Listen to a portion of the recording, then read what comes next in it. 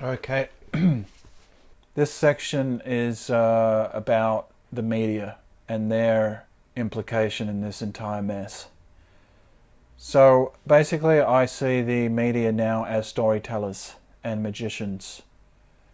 They're not interested in facts.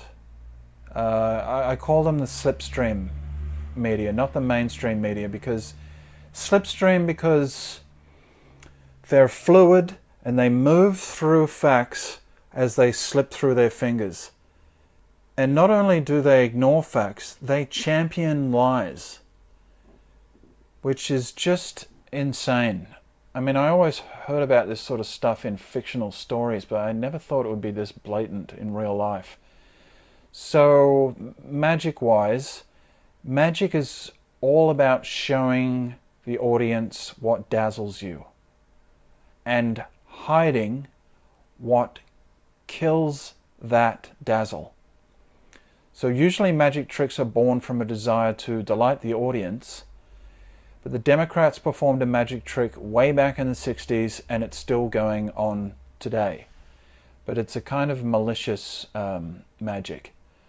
So the media, being illusionists, what they do is they play sleight of hand magic by first ignoring facts and dazzling you with these cherry-picked videos of black people being killed by the police, black criminals. So they make sure, are you watching? Are you hooked? So you've just seen a handful of black people die at the hands of police. So what are you to think? And really, who can blame someone for reacting to that emotionally?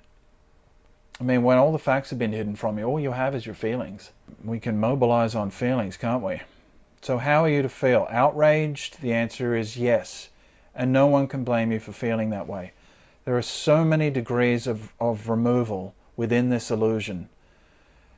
The encounters of police and young black men isolated from the facts that reveal black people make up 13% of the population of the United States and are committing 50% of the murders. But I mean, you can cut that down even smaller because 13%, half male, half female. So you've got 6%. But it's not even 6% because not all black men are criminals. So let's make it 3%, which is still even generous. It's probably way less than that. So let's just go with 3% committing 50% of violent crimes in America. How? How is this being ignored? Is it too delicate a point to talk about? Is it that thing where we just can't talk about it? So never mind that the footage they show you is a magic trick within a magic trick. So for this second part of this trick to work, they need to isolate the footage of the perp resisting arrest that often boils over into a struggle for the officer's weapon. Going to jail is not an option, as the fight for the officer's weapon is a rite of passage and a big fat metaphor for taking down the man. There's no respect for the law, so why obey the law? Somehow these young men have been raised to hate the badge. Meanwhile, the community these young men and boys prey on cower in their homes, eating dinner on the floor for fear of a stray bullet that may take them out mid-chew. So there's a magician, illusionist type guy called Derren Brown, and he has a magic trick that perfectly explains why the woke and the rest of the mainstream society have been so easily fooled by these select videos of black people being killed by police, but haven't seen white people getting killed by police. Which the stats show more white people get killed by police than black people. In this magic trick, I mean, it's a magic experiment, basically. I think this series was called The Experiments. Something like that. So what we do, we see him taking a woman to the racetrack, and she is constantly winning.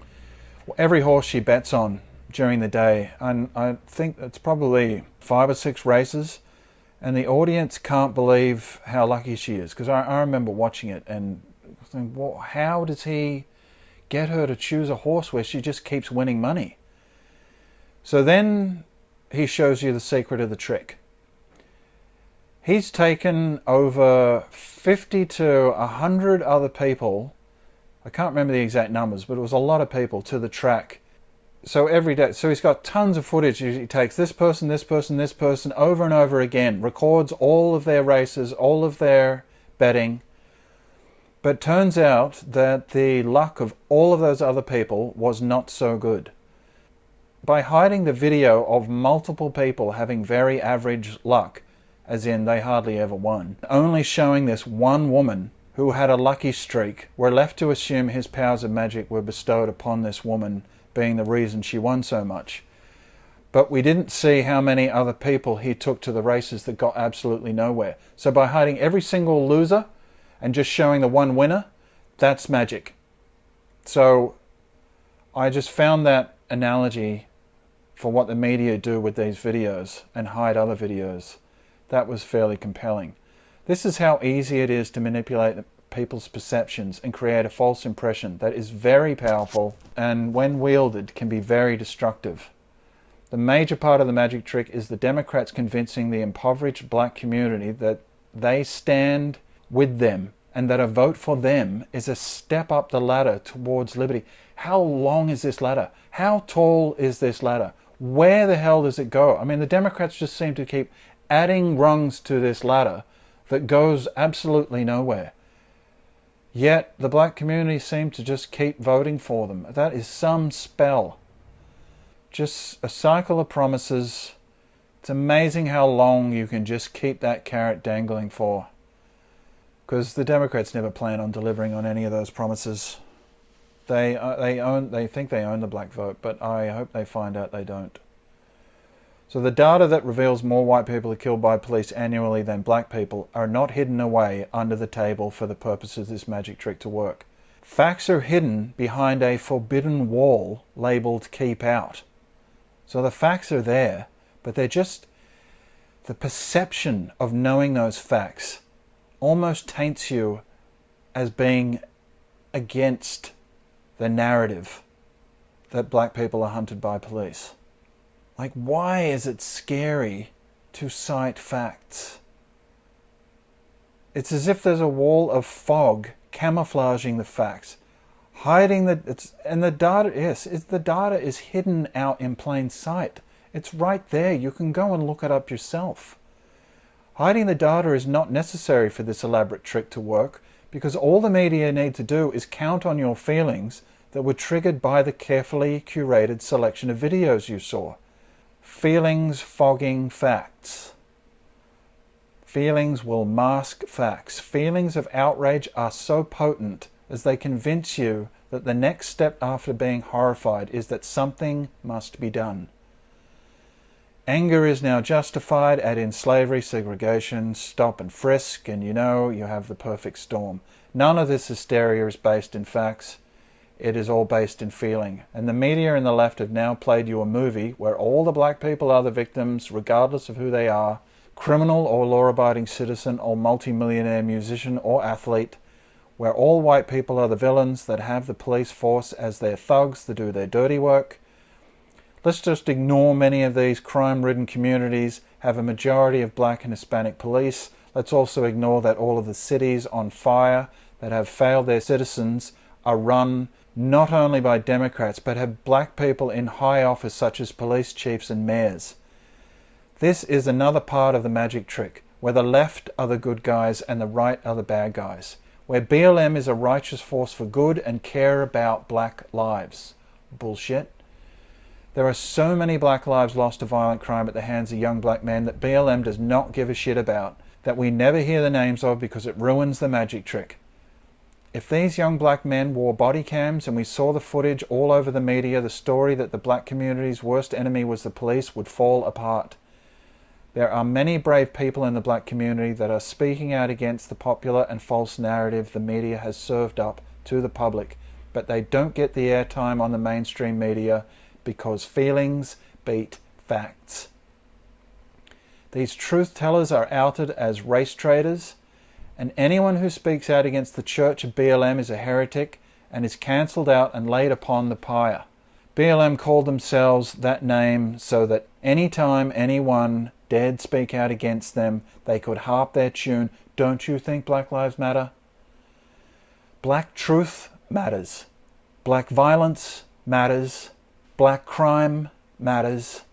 Black lies matter. Black mothers matter. Black fathers matter. Black kids matter. Black bullshit does not matter. These people have to live with these facts on a day-to-day basis. They don't have the luxury that the rest of us have by ignoring them. They have to live with these facts every day. The least the rest of us can do is acknowledge them with conversation. It's an insult to ignore the facts while your fake feelings fool you into thinking you stand for them, when all you're interested in doing is helping keep the lie alive. Okay, so now that you've seen this movie, you should realize no matter how real it felt and how potent the images were, that it was just a movie. You now need to see the deleted scenes and the making of documentary that reveal it was all a carefully articulated plot to get you upset and outraged at something that isn't actually happening out there in the real world. Not only is the audience convinced by this magic trick they're watching, but they are now only too happy to volunteer their time and energy to keep this illusion alive. It would be incredibly distressing to have to admit that you've just been fooled on a cataclysmic scale. So it's easier to band together and keep the illusion going. The media will be there for you to justify any action you want to take. So murder, looting, rioting, arson. The media can't acknowledge the crime committed by the black community, so why start now? They condescendingly view the black community as eternal victims, excusing any bad behavior as an expression of rebellion, as if that is their go-to mode of operation. The reason why we can't get there is because the media is doing everything they can to not only sabotage the conversation that needs to be had, but are downright creating another conversation out of thin air that sparked this unrest. Unrest is a terrible word for what's happening. They're also shaming people into shutting down other conversations that they don't approve of. If people aren't willing to acknowledge the data that, when learned, completely dismantles this entire protest, and opt for hysteria and chaos that is supported by the media, then the rest of us who have bothered to learn the facts are talking to ourselves. The media and politicians have now just become bad detectives. Ignore all facts, jump to ridiculous conclusions, and go for the win no matter what the cost. Case solved, next case.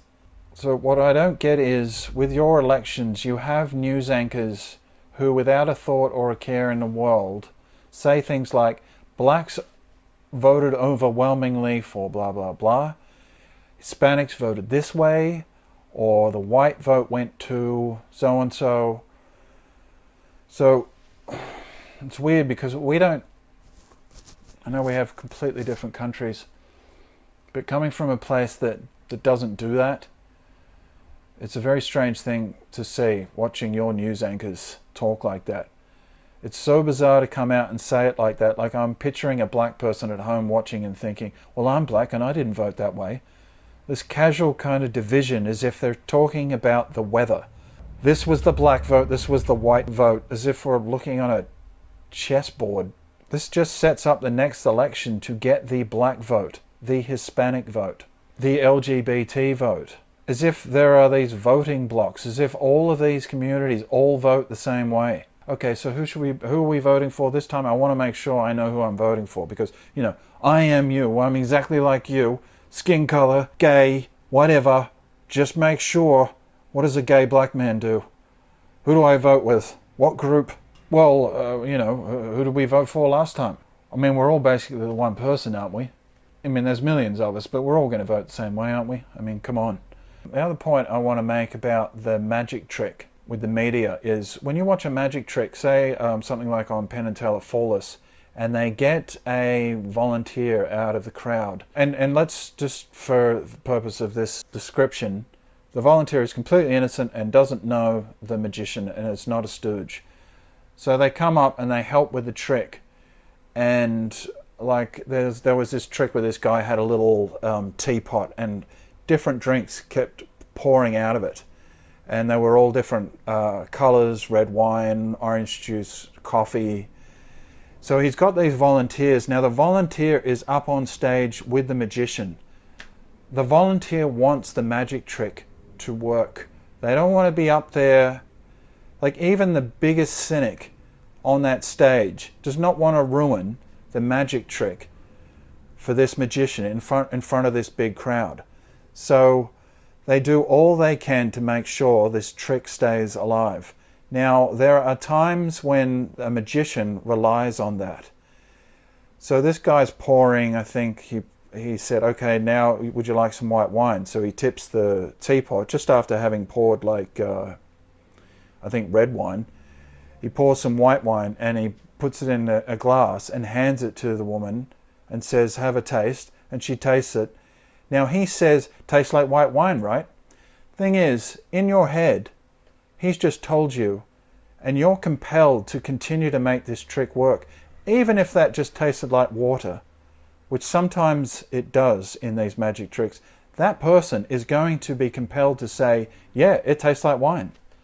I mean, later on they may tell their friends that that was not wine. But the pressure to compel your speech to build that magic trick and make sure it doesn't fail, that is a very similar thing that I see going on with these news anchors and the media. Deep down, they know this magic trick is bullshit, but they just keep bringing people from the audience up on stage who feel compelled to blend in with the lie so that the trick works. Well, fuck all that. That is basically compelled speech. So I want to talk about compelled speech now.